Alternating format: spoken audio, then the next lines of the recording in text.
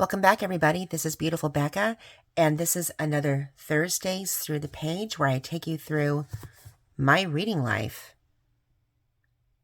These are based on the readings I did for April.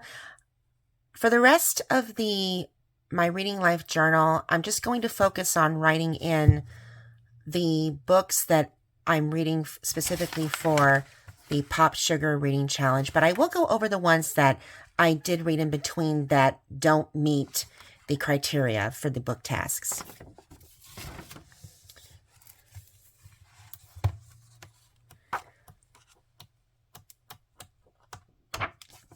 Let's actually go back here because this is one of those little breaks in the little journals here where I write about the books. They have, like, every 4 pages, they'll have these little breaks in between. And so I wrote this up on April 29th, 2023. So this one says, favorite authors, coffee, dinner, or drinks. There are some authors who feel like old friends from the moment you start reading their words. You just know you'd get along. Other authors come as a complete surprise. Which authors would you love to sit down and share a cup of tea or coffee with? Who would you invite to a dinner party? Who would you love to share a few drinks with? So let's start with the first. Now, it doesn't really matter based on these symbols, who would you want to invite for coffee or for dinner or for drinks? There's a bar stool there. To me, it doesn't really matter. I'd invite them all, the ones that I have here. So let's check off the first one. I have Lisa C. for tea, a writer of impeccable brilliancy and storytelling, and I enjoyed our interview. Probably with a cup of oolong or jasmine tea in a Chinese garden, preferably the Huntington Gardens, because she had a couple of her lectures done there, and the Huntington Museum store sells a lot of her novels. Meal. I literally just went to the LA Festival of Books a couple of weeks ago, and the first lecture I got to see was the author Brian Selznick, who is responsible for bringing to life the invention of Hugo Cabret, which was turned into a movie by Martin Scorsese. I wrote Brian Selznick for Meal, for a dinner party, an innovating storyteller, artist, and theatrical entertainer. I'm sure we'd have much to converse over an entertaining meal. If I was to recall an author from the past for drinks, it would be Walt Whitman, a man of letters, solitary and secretly gay, but remarkable. For a proper English tea, I'd invite Charles, and I really hope I get the name right, Charles DeLynn. I want to say it's DeLynn. I don't think it's DeLint. His collection of the Triskel Chaps and Harp of the Grey Rose assures great storytelling by the fire, a boiling tea kettle, scones with clotted honey cream, and Earl Grey. One that I'd also love to invite for a meal, well, actually, we'd probably make a meal ourselves, an author of cookbooks and delectable recipes, Jacques Pepin, the French chef who always says, happy cooking at the end of his episodes. I wouldn't mind helping him prepare a great meal, incredibly French, and a delight just to hear him say, happy cooking. I'd like his advice for wine pairing, because when it comes to meals, I never know which wine to pair with whatever meal that I am eating. So anyway, for drinks in a library setting and intellectual talk, poet and professor Brad Lighthouser. Darlington's Fall is a masterpiece of art, and a drink worthy of exotic scents is very suitable for such an occasion. So that's that.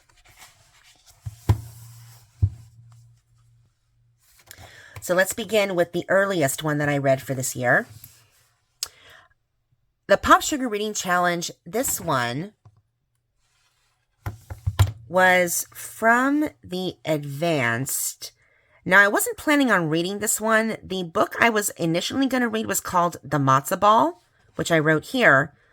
But when I read the synopsis, when I read the little advertisement for the book, the matzo ball actually takes place around Hanukkah. So I might want to check that out much later. Because when it comes to matzah, we usually associate matzah with Pesach or Passover. This case, the matzah ball think of the ball that Cinderella attends in the fairy tale. She goes to a ball. That's basically what this is. But these people are going to something called the matzah ball, but it's not over Passover. It's during Hanukkah. Ironic. So instead, I found a children's book called The Matzah Ball Fairy, as Goyish, as Yiddish as they can possibly come. And of course, because it's a children's story, I read it in a day, and I read it on April 7th. So, this is by Carla I want to say it's Hemsfeld. I give the cover a 5. What is not to like about a children's cover? The fairy looks like a tiny matchmaker. Special delivery. Why I chose this book. The matzo ball story doesn't take place over Passover, but this one does. And it's a children's story. And hey, just because I'm in my mature years doesn't mean I don't enjoy a good children's story. The feelings this book evoked in me: warm and comforted and silly, large families dispersed, coming together and flying, literally flying all over the place. There were some cute passages in here as well. "It's those matzo balls," Uncle Sally said. "They were too light and too fluffy, and you ate too many of them," his wife scolded. The whole family was floating around Frida's house as if they were matzo balls in a pot of chicken soup. So, long story short, the matzo ball fairy, this Frida is trying to make her matzo balls extremely light and fluffy and just something the family will never forget and enjoy. And pop, a little matzo ball fairy that looks like a very, how can I put this politely? A very cute, fluffy Dolly Levi from Hello Dolly, or in this case, Matchmaker, matchmaker, make me a match, find me a find, catch me a catch. That's what this little fairy looks like. But she kind of looks like a 1940s lady auxiliary leadership like role, but as small as a matzo ball that can fit in the size of your hand. And she gives Frida a little envelope with a special type of ingredient. And she says, just put a pinch into the pot and your matzo balls will be light and fluffy, but just a pinch. Don't pour in the whole thing. What does Frida do? She says, well, a pinch here, a little pinch there. She ends up pouring the whole thing in. Well, the matzo balls are so light and fluffy that what is it called? I think it's called the Pinsky or the Pinchke family. All these members of the family from all over the states, they come to Frida's house, and suddenly the next thing they know, each of them takes a bite of these fluffy matzo balls, and they're so light and fluffy, they begin floating all over the house. And then the fairy, the little matzo ball fairy comes back and she says, here, have them eat the potato kugel, that'll bring them right down. But it was such a cute story. Anyway, did reading this book change me in any way?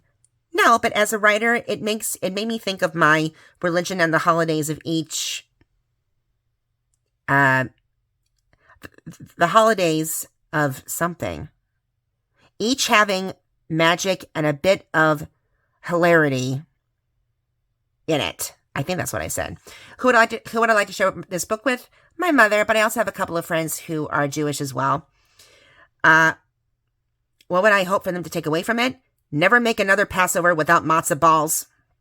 I missed that this year. Yeah, Mother, you did not make your chicken soup with the matzo balls. I don't care how hot it is. You always made it, so please don't make chicken soup without matzo balls. Although to be fair, we did have chicken soup with matzo balls earlier this year, especially with the heavy rains the last couple of months.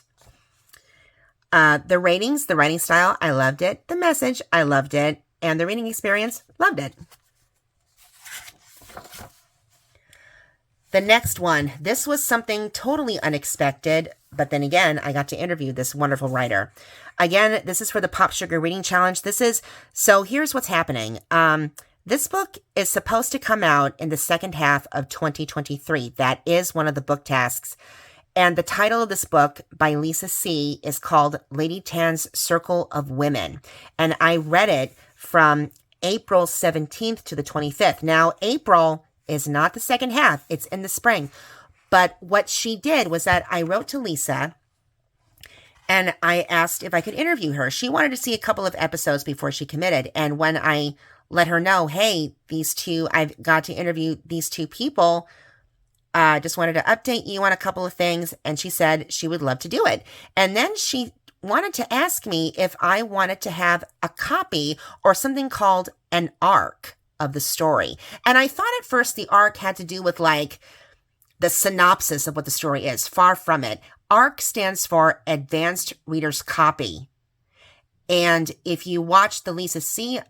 interview under Becca's Book Talks, it says just that. So she tried to send it to me electronically through the Kindle, and I am not a tech person, so I have a lot of kinks to work out. But after maybe an hour or two of fighting with my Kindle and the email and trying to figure out this and that, the story finally came through. But before that happened, I wrote to her and I said, is it possible you can send me the print version? So she did. She sent me the arc of the printed paperback. And that book came the day of the interview. So I got to about maybe a third of the way through the ebook on Kindle Fire. And then we had the interview. So, but the cover itself is stunning. I gave it a 5. It's beautifully ornate. And I thought at first it had to do with the 1930s, 40s in China. Far from it. Why I chose this book. So I wrote to Lisa C. to ask for an interview, and she sent me an arc of the book to review. Now, I did read a couple. Now, from what I recall, I've only read one other of her books. 2 of these stories, I'm going to have to read again because I do not remember reading them at all. I may have, but I'm not sure. So I did read The Island of Sea Women. I highly recommend that one. And be forewarned, that story, it goes from 2 different perspectives and point of views, rather. It starts off with I want to say it starts off with the first person and then it changes to a third person. It's really hard to distinguish who is speaking at first. These other books that 2 of the 3 I believe we have. We have Shanghai Girls, The Tea Girl of Hummingbird Lane, Snowflower and the Secret Fan. I do not remember if I actually have a copy of this or not. The feelings this book evoked in me. Once again, women empowerment, but helplessness in a world dominated by men and friendship, and as well as friendship building. Because Lady Tan was a real person, and I wish I could pronounce her family name, but I can't. But she was a woman's doctor in 15th century China. So we're talking the 1400s during the Ming Dynasty, and that is where it's the story takes place. But can you imagine the way she had to be educated in secret, the way that she had to present herself, and during that time, she was also following the strict Chinese tradition of betrothal and feet binding. The descriptions is so, you feel like you are there and you can feel every crunch. You can hear the agonizing pain that these women went through. Oh, it's so vivid. I mean, anyway. Favorite passages. What Lisa C. is known for also in these wonderful stories is, and in our interview, I actually asked her, she has a whole collection of nothing but aphorisms, which are basically sayings that are passed down from one generation to another, or sometimes these aphorisms will be a statement that is based on observation and collected and continues. Friendship is a contract between 2 hearts. With hearts united, women can laugh and cry, live and die together. Be a hidden dragon, do not act. Distance tests a horse's strength. Time reveals a person's heart. So these passages are just a few of the aphorisms that I ended up writing down. Did reading this book change me in any way? I learned something new, that a woman doctor was named and had the title of a woman doctor in 15th century China. Something I always thought men passed down to men. Because when it comes to Chinese medicine, all I've ever known were the medicinal properties that men of Chinese descent had the know-how. Well, who would I like to share this book with? My friend Laura, but I also would like to share this book with my other friend, Jessie. She and I have known each other for years, and boy, has our friendship been tested many, many times. Thank goodness that we were mature enough to get back together, and God, I love this woman so much. What would I hope for them to take away from it? So for Laura specifically, I hope she can apply her own knowledge because she went back to school to get her, I believe she has, if I'm not mistaken, I believe she has her master's in neuroscience or neuropsychology. She hasn't really done anything with it, but I really hope that she can go forward with that and turn it into her own business, be the first in her family to really branch out and make something of herself. She is so deserving of that. Reread, I didn't reread the book, but I definitely will. The writing style, I loved it. The message, there's so many messages in it. I loved it. The reading experience, considering that it was an ebook, I don't like reading ebooks. I don't like having to read the screen that much, but it actually was a faster read for me this time.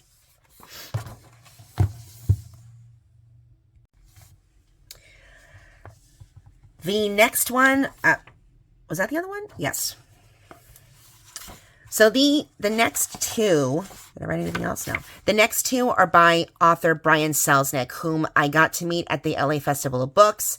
I bought the book, one of the books that had just come out.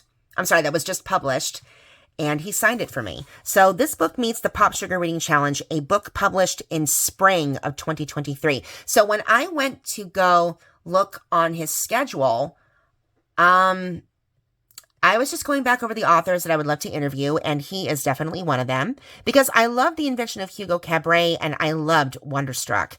And it never occurred to me to really reach out to him.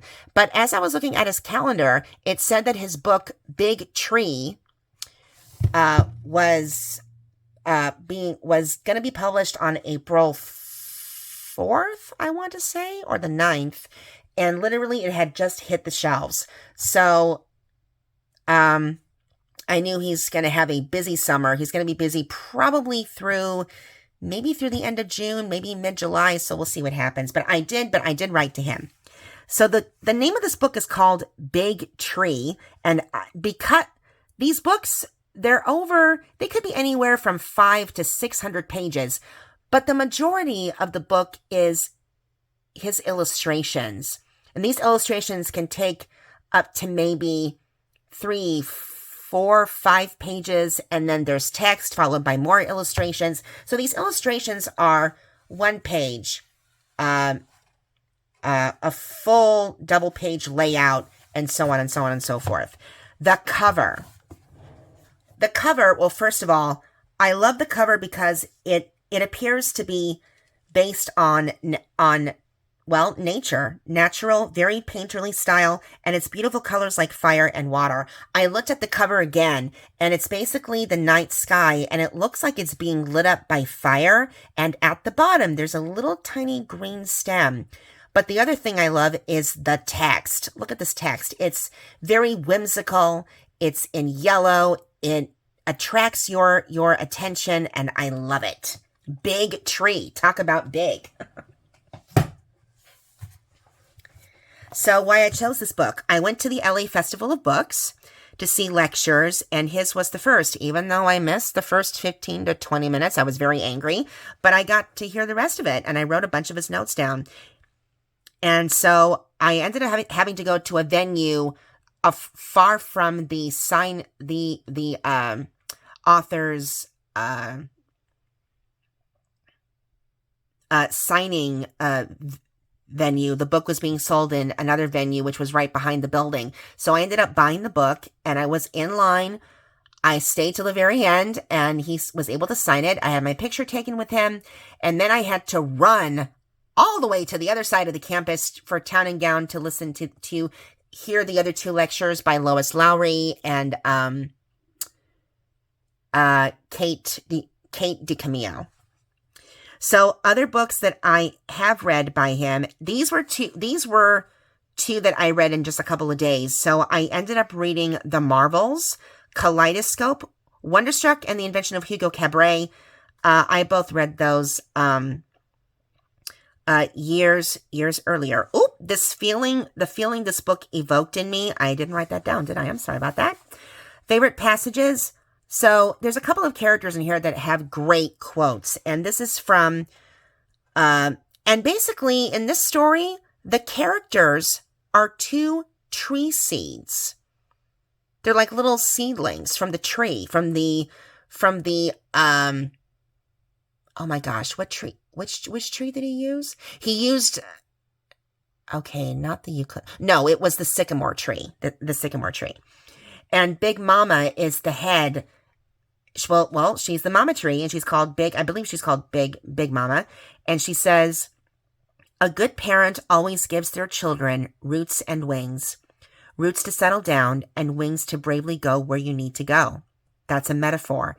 So there's these two characters, Louise and Merwin, and I believe one of the writers who wrote about nature and all of her changes was, I think his name is W.S. Merwin, so I believe that's how that character's name just came to be. There's several other characters in this story, including the fading leaf, who says, I am the end and the beginning. What the fading leaf basically teaches us is that when we look at fall and autumn, the leaves are changing, they drop to the ground, and we believe that they die. They don't. In the story, the fading leaf says, I die and disintegrate, and the pieces from me sprout new ones. So it's sort of like the phoenix. There's this life, death, and rebirth all done simultaneously and throughout each phase of its life. It's so unique. Did reading this book change me in any way? It made me think twice and much deeper into how nature works to heal itself even without our help. So when we're looking at Earth Day, it's good that we, not only that we remember, but that we kind of help Earth along. It's no crime to look at climate change and say, yeah, what we're doing, it's not really, I don't want to get too touchy on the subject here, but climate change, for myself, it is a real thing.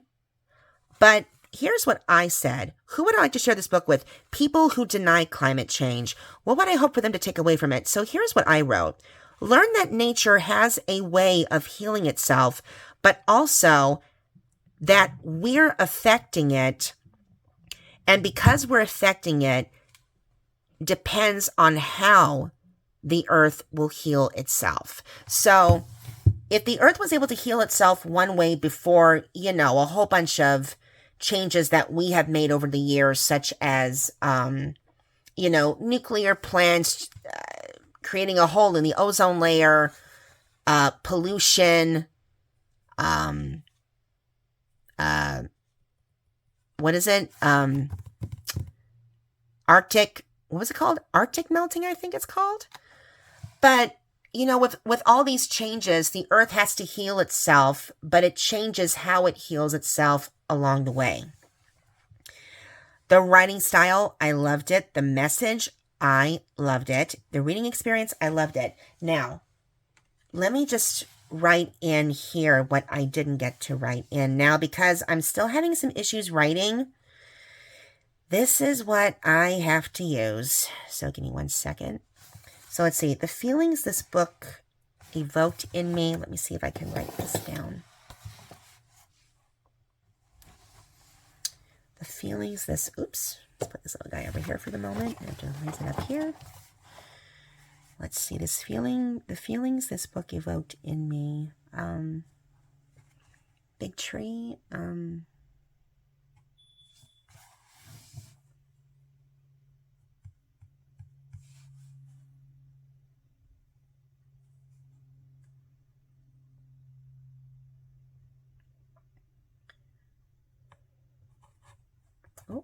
oh, this pen's.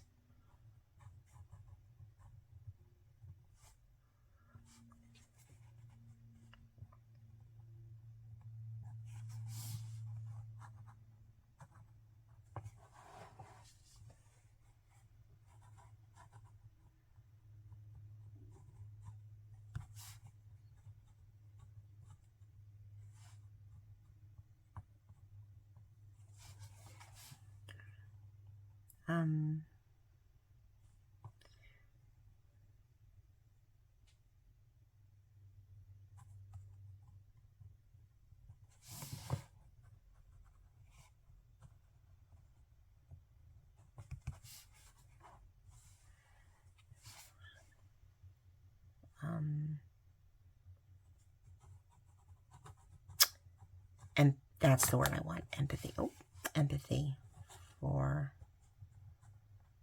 the little tree seedlings. I don't usually write with this type of pen, but it's that's as good as I can write for right now. So what I wrote is, so the feelings this book evoked in me: helplessness and hope through endurance, very emotional, and empathy, especially for the little tree seedlings. When we see something that's smaller than us, that is just trying to, you know, to get through life. It's like, okay, imagine one of these seeds is Oliver Twist, and the other seed is, what's another character from Dickens who's a little, well, okay, how about little Dorrit? Imagine little Dorrit and Oliver Twist, our brother and sister. They are thrust into this adult world where everything is stacked against them. They're the ones that have to go through this obstacle. And it's like, no matter what happens,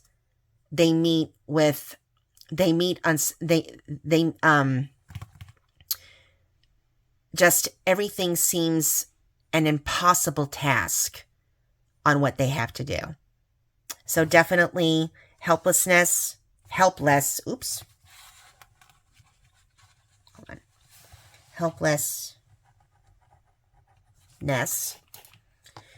and hope, and I definitely have to say empathy.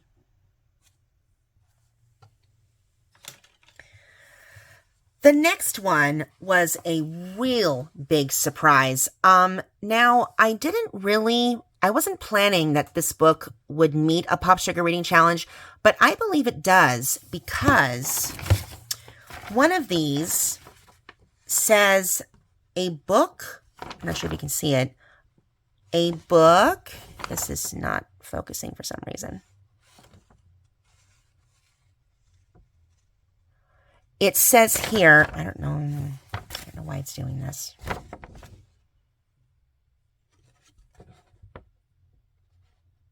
Come on, can you focus? Not sure if you can see it, but it says a book with a queer, a book with a queer lead. Originally, I had The House in the Cerulean Sea. I didn't get a chance to read it, but The Marvels, I believe, does meet that, because he's not really the lead. Let me just say this about The Marvels. The first, 400 pages of The Marvels is nothing but illustrations with, newspaper clips, letter clips, and you have to carefully read each picture. And then the rest of it is text. And then, the last 10, 20 pages are also illustrations. But one of those characters is named Albert, and it turns out later that this young boy named Joseph discovers that Albert is gay and he's dying from AIDS. Not to spoil anything, but read the rest of the story of the Marvels, because there's a twist at every turn, and it's not the story that you expect. I loved it. So again, because this is one of those books that's, 500 to 600 pages long, and I read it in a day. So just look at the cover. It's like a deep navy blue with gold foiling design of a ship with a map-like structure and all sorts of like a story-like design. It's just, I love anything that has gold or silver foiling or even copper, It just makes it stand out. It's like looking at an illuminated manuscript, to be honest. So why I chose this book. I'd love to interview Brian Selznick, so I wanted to read more of his stories. And again, I wrote down Big Tree, Wonderstruck, Kaleidoscope. Now, the last one is called Live Oak with Moss. He didn't write it, but he illustrated it. Now I'm going to have to read, because I do have a copy of Leaves of Grass by Walt Whitman. Apparently, I didn't know that Walt Whitman was gay. I didn't know that. And apparently he wrote these 12 poems. That was it. These 12 poems about his secret love for men and how he had to hide it, and how, like a tree where he talks about live oak, that he was always steady, and but his love was never really steadfast. There's some sort of like connection between the two of them. I'm going to have to go back and look at it again. But the illustrations in this one, Live Oak with Moss, is not meant for children. It is an adult book, because the illustrations, and I want to say there's some photography in there, is very, very, very provocative. The feelings that this book, The Marvels, gave me: wonderment. I want to say even questionable how I read pictures, and it also presented a feeling of nostalgia. Because I said, the first 400 pages are all letters and illustrations with are all illustrations, but don't skip over anything where it has, text from newspapers or letters, because those are all key points in the story. Now, here's something that the book talks about, which it never really occurred to me, and I'm glad he wrote it in here. The men who built the early theaters were mostly sailors who had returned from the sea. On mudlarking on the Thames. Now, mudlarking, the first time I heard that word was from Sarah Penner's The Lost Apothecary. Shout out to you, Desi Moore, for recommending that book. I read it and I loved it. But mudlarking is where people would go on, would be walking along the Thames or on some beach, and whatever they find, like say for instance, well, I'll put it to you this way. Let's say they're walking on the Thames and they happen to find not this kind of pen, but a very old pen. That pen could have a history. Or let's say, for instance, if they just out of curiosity, what if they were to find, a rose quartz or some kind of an interesting rock that was a geode? What if this rock wasn't there? What if this is like something out of the blue that no one expected to find? Okay, so it says here, every fragment you see here, every scrap, once had a story. Walking along the shore here is walking on history. Now, they're in England, the Thames River. And I have to say for myself, going to England twice in my lifetime, both on summer vacations, it's like everywhere I turned, every corner was a piece of history waiting to be explored. Did reading this book change me in any way? It made me reflect on what Brian Selznick said, with pictures panning to close-ups. So like his stories, his illustrations are like storyboards for like movie cameras. where the camera is visually telling the story without the use of text. So without text, the reader needs to do more of the work. And he pointed that out so eloquently. Who would I like to share this book with? I'm not sure if you can read it, the LGBTQ community and theater students. They can learn that theater terms derived from ship terms like rigging, crew, team, decking, that kind of deal. And this story they can definitely relate to because of what happened during the AIDS pandemic. Not recommended. I would definitely recommend this one. I was not expecting a story of this caliber, to be honest with you. The ratings, I love the writing style. The message was absolutely unique for me, I'd say. And the reading experience, I loved it. Again, because I read both The Marvels and Big Tree in a single day. So I read others. They're not listed in my reading life, but let me show you which other ones I read. So, besides Big Tree and The Marvels, I read both of those stories on April 26th. I also read the play by Terrence McNally called Masterclass. Now, I had seen clips of Masterclass with, what's her name? Zoe Caldwell. She plays Maria Callas, who is teaching a masterclass. Now, we usually didn't have these types of classes before with the professionals, but like opera singers like Joyce DiDonato, she will hold master classes for opera students who get a chance to work with her, and they're working on their pieces, and she will guide them along the way. Let's see, what were some other ones? So, okay, Live Oak with Moss. I also read that. Yeah, I also read that book on the 26th as well. There were a few others I also read. Where are those other titles? Oh yeah, here they are. So, Avi's book, it's an interesting one called The Unexpected Life of Oliver Cromwell Pitts. The son of this drunk lawyer is named after Oliver Cromwell because he was met with misfortune. And I read that first book between April 9th to the 15th. Again, like Beyond the Western Sea, it's a Dickensian novel. You're holding on to the end of each episode.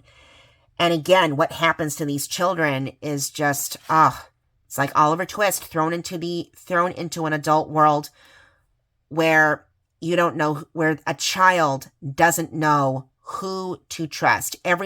All these adults are either stealing from one another, they're lying on each other's behalf, or they're lying for somebody else so that they can get the bits. It's one adventure after another, but it's frightening. It's very traumatic. So yeah, I had a break between that. After that is when I read Lady Tan's Circle. And then, let me see, I read those other books between that. Okay, Kaleidoscope. That's another one that could also say that also meets with a book that has a queer lead. Although you don't really think about it. Kaleidoscope is a bunch of these different stories, but it's about two boys, and they're connected through because a kaleidoscope, when you look through one, it's all sharded, it's all fragmented, which is kind of like what these stories are. They're very fragmented stories. But each and every one of them has these boys. One of them is named James, and the other one is the main character who doesn't really have a name, but they kind of reflect off of each other. And Kaleidoscope is not just one story, but imagine you and your best friend, your closest confidant, and each story is an adventure, and that friendship is tested. Beautiful story, by the way. After that, I read the second of Avi. I read the second one that followed, which is called The End of the World and Beyond. So Oliver Cromwell Pitts is a boy from England. He's caught stealing and trying to find his sister and his father. He is thrust into this adult world. He's trying to find his way. He's trying not to get caught. And in the end, He's arrested and he's sent to the American colonies as a thief. He's supposed to go with his sister Charity, but they're separated at the dock, and each of them goes on a different boat, and they don't know where to find each other again. The second book continues where he left off. And again, I read this from April 29th through May 1st. And let's just say, through very traumatic experiences and a new character that he meets along the way, his family is reunited, but it's like reading the diary of David Copperfield. Although David, I think, had it better than most. But Oliver Cromwell Pitts is, like I said, Dickensian novel. You're hanging on to the edge of each episode, and you are praying. You have empathy for these characters. It's really something. The other one I read, I read the book Time as a Mother by this author, Ocean Vuong. Oh, no, I'm sorry. I guess I did write it down here. Kaleidoscope, I read it on the 28th or the 29th. Oh, never mind. Scratch that. But I read another book of poetry by Ocean Vuong, Night Sky with Exit Wounds. Unless if you're really into poetry, sometimes these poems are like, I don't like the subject. I don't like what it's talking about. But there were just a few gems of the poetry that were really unique. So, yeah. That was my reading for the month of April. I hope you all enjoyed that, and I will continue for May. I'm in the middle of doing everyday vlogs for the American Cancer Society.